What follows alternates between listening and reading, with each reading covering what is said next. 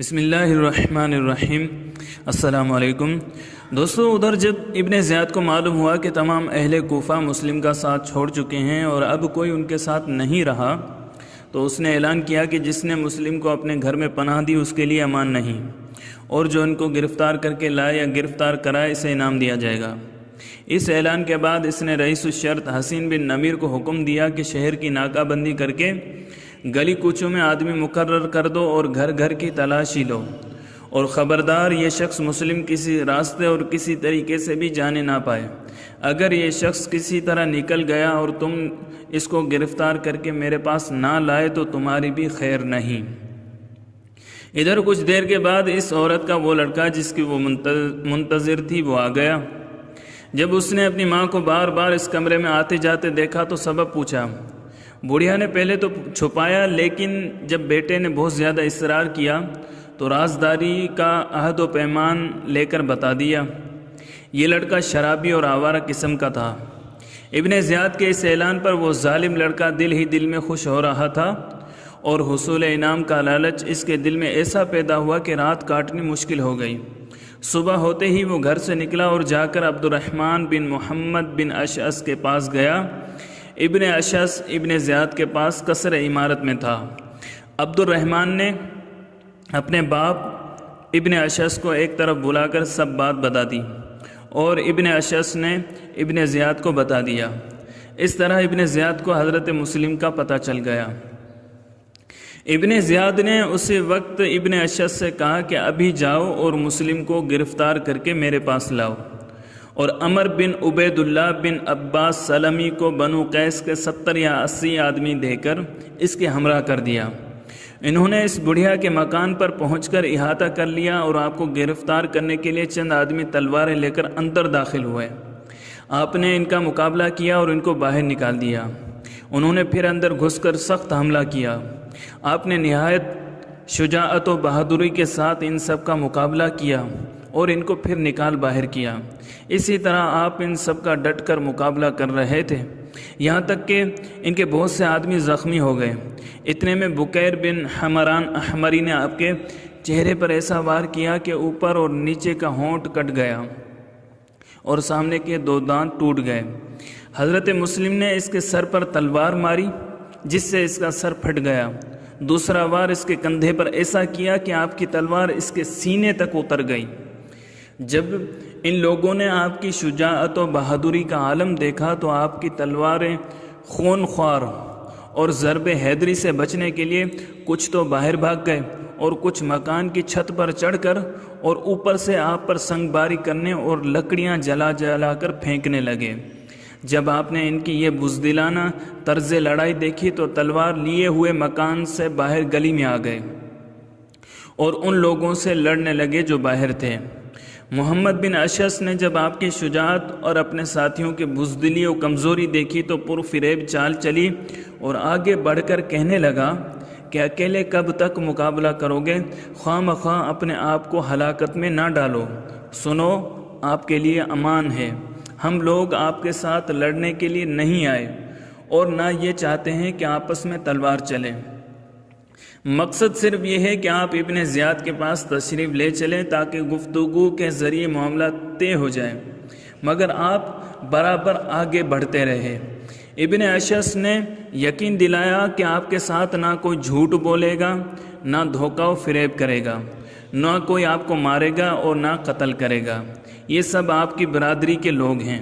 حضرت مسلم لڑتے لڑتے زخموں سے چور چور ہو چکے تھے اور مزید مقابلے کی طاقت باقی نہ رہی تھی، اس لیے اسی مکان کی دیوار سے ٹیک لگا کر کھڑے ہو گئے اور فرمایا، میرا ارادہ بھی جنگ نہیں۔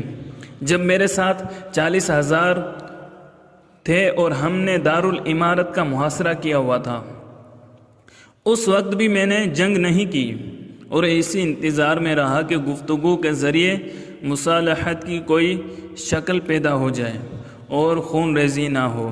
ابن اشعث نے قریب آ کر کہا، آپ کے لیے امان ہے۔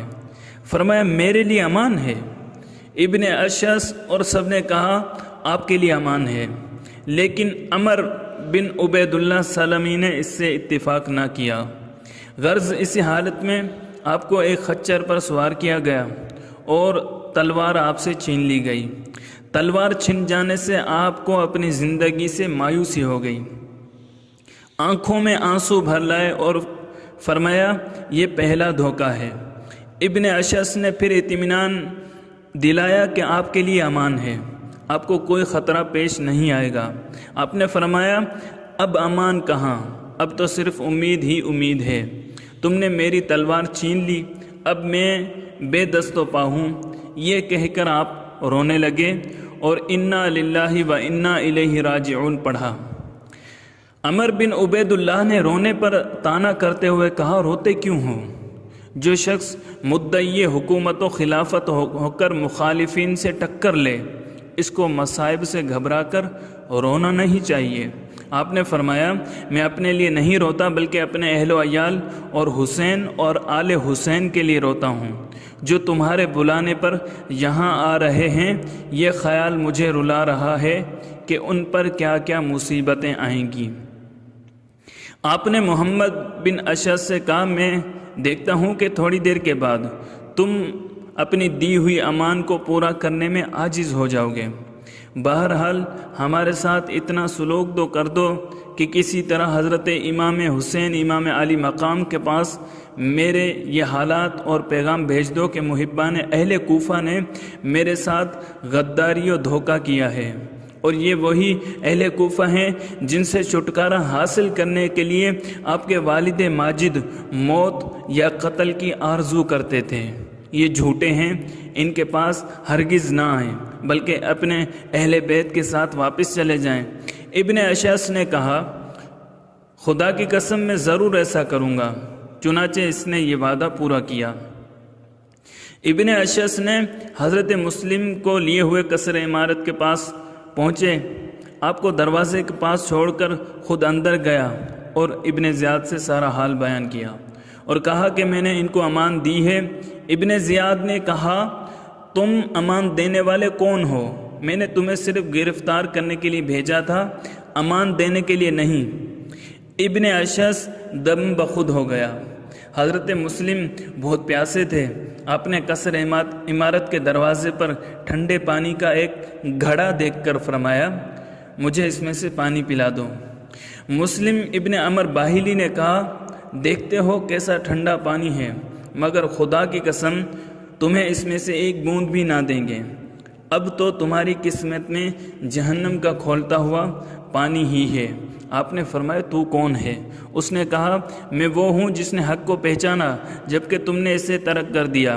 میں وہ ہوں جس نے امت مسلمہ اور امام کی خیر خواہی کی جبکہ تم نے نافرمانی اور سرکشی کی۔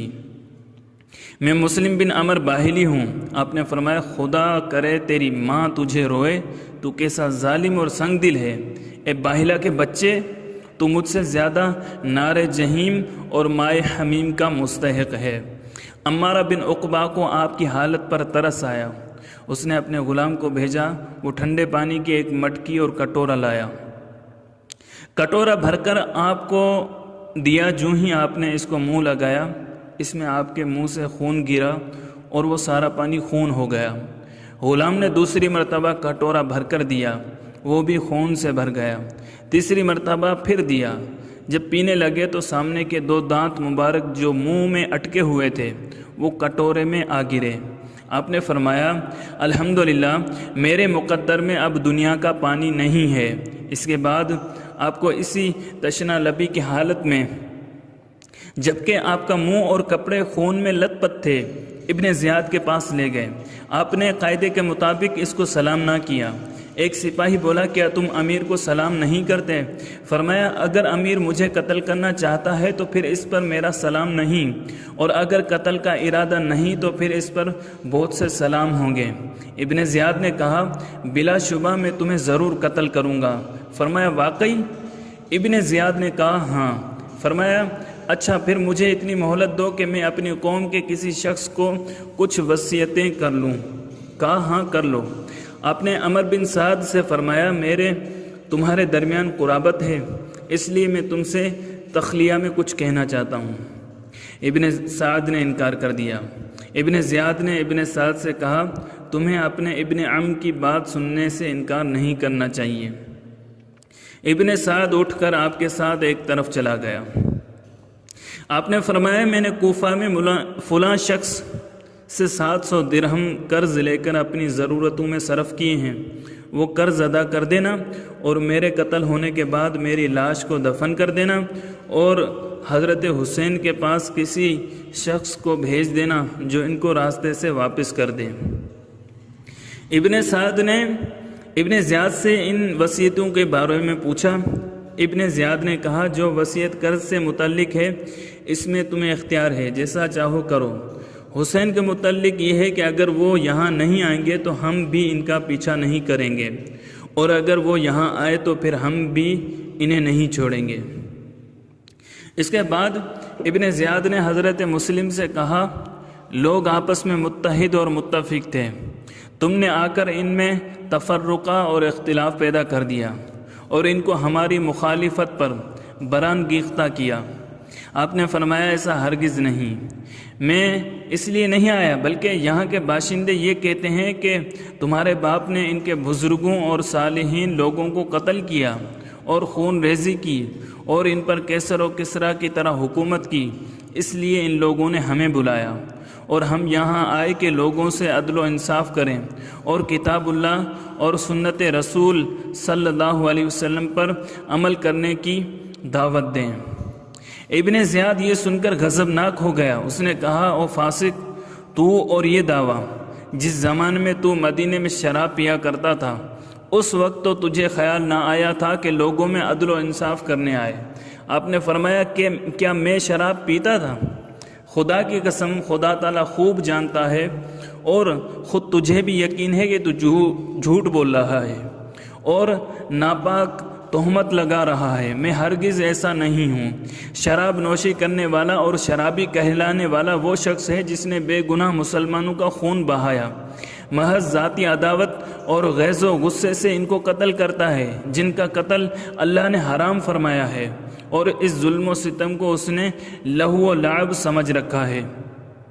ابن زیاد نے کہا خدا مجھ کو مارے اگر میں تجھے اس طرح قتل نہ کروں کہ آج تک اسلام میں اس طرح کوئی قتل نہ ہوا ہو۔ فرمایا بے شک اسلام میں ایسی برائیوں اور بدعتوں کے جاری کرنے میں تجھ سے زیادہ کوئی مستحق نہیں۔ ہاں تم مجھے بہت بری طرح قتل کرنا، برے طریقے سے مسئلہ کرنا اور کوئی برائی نہ چھوڑنا کیونکہ یہ تمہیں زیادہ سزاوار ہے۔ ان تلخ حقائق سے ابن زیاد جھلا اٹھا اور بالکل بے قابو ہو گیا۔